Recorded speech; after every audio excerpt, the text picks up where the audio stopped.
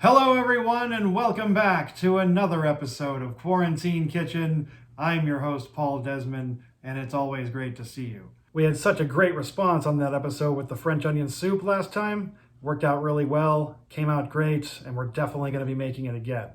I decided for this episode we're going to get back to basics and keep it pretty simple.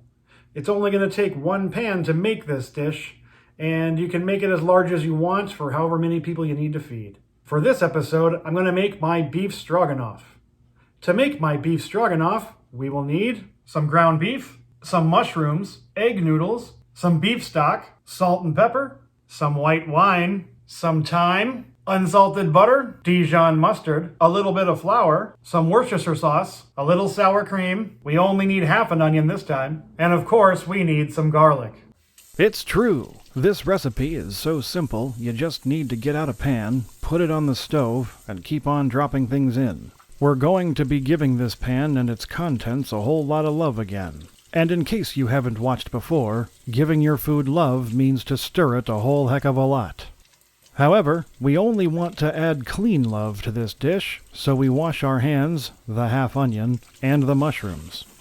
You may remember that mushrooms are quick. Start by slicing them up into pieces that are about 1/4 inch thick and put them in a bowl. Then dice up the half onion. I'd love to put more in, but the pan can only hold so much. Separate it into another bowl. Now get that one pan onto the stove and drop in a chunk of butter. Antisocial butter will stay in one area, but don't be afraid to spread it across the whole pan. Then toss in the mushrooms and the onions. Stir them around and let them cook for a few minutes. Then invite our old friends Salt and Pepper to the party. Throw on however much works for you and give it a little more love. After another minute or two, add the ground beef to the mushroom-onion mixture and continue with the love.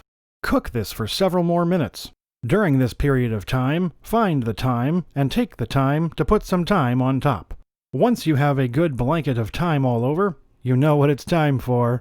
Do the garlic, garlic, garlic, grab your spoon, and keep the love coming. Now get out the flour and a separate tablespoon. Sprinkle about 3 tablespoons all over and stir that in with some love.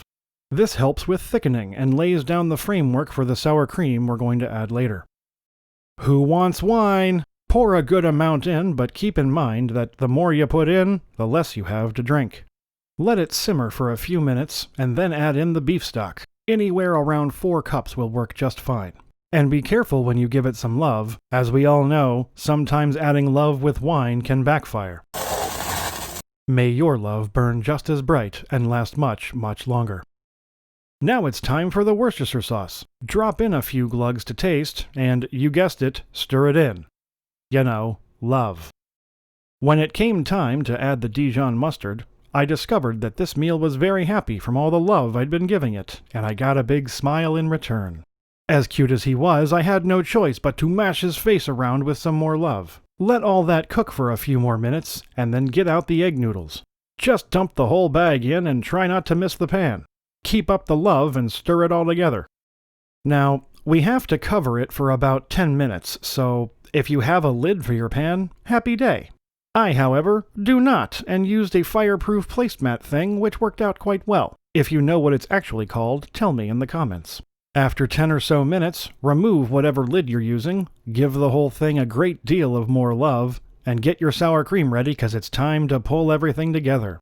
I used this entire small container, 1 dollop at a time.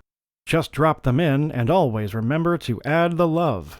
If your eyes have a tendency to be bigger than your stomach, pile this high on your plate and get ready to dive in. And that's how you make my one-pan beef stroganoff. And it looks really good. I cannot wait to take a bite. This has been Quarantine Kitchen. I'm your host, Paul Desman. For more videos like this, please subscribe to my channel or like this one by clicking on my face right here. Thank you so much. See you next time.